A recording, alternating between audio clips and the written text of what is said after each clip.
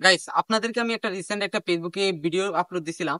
তো বলছিলাম যে আমি ফ্রিতে আপনাদেরকে ছবি তুলে দেবো।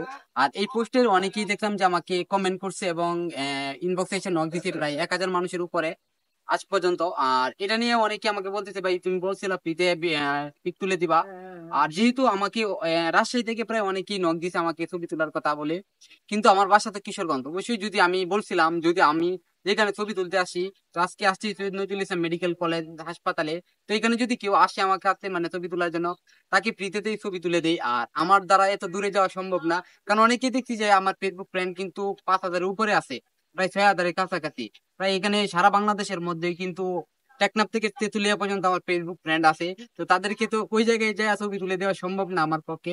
তো অনেকেই বলতেছে যে ছবি তুলে দেওয়ার জন্য এবং পেইড ভাবে মানে আমি টাকা দিয়ে ছবি তোলার জন্য। আর তারা একটা জিনিস জানে না যে আমি টাকা দিয়ে কোনো ছবি তুলি না। আর যেরকম আমার সাথে আছে শান্ত আর আমি, যেরকম আমরা পার্সোনাল ক্যামেরা দিয়ে ছবি তুলি, তো শুধু আমাদের ব্যক্তিগত ছবিগুলাই উঠাই। আর যাদেরকে আমি যে বিষয় নিয়ে আমি পোস্ট করছিলাম যে আমি ফ্রিতে ছবি তুলে দিব, তো তাদের উদ্দেশ্যে বলতে চাইতেছি, যদি আমি যেখানে ছবি তুলতে যাই এখানে যদি আপনারা থাকেন, তো অবশ্যই তাদেরকে ফ্রিতে ছবি তুলে দিব। আবার এরকম করেন না যে আমরা যেরকম যে ক্যামেরাম্যান কিনে নেওয়ার পর কিন্তু একটা পেড করে যে আনলিমিটেড ছবি উঠাবো, এরকম করবেন না। জাস্ট মানবতার খাতিরে যতগুলো পিক তুলে দেবো ততগুলাই মানে আপনারা মানে সন্তুষ্ট হয়ে যাবেন। তো আজকের ভিডিওটা অতটুকুই।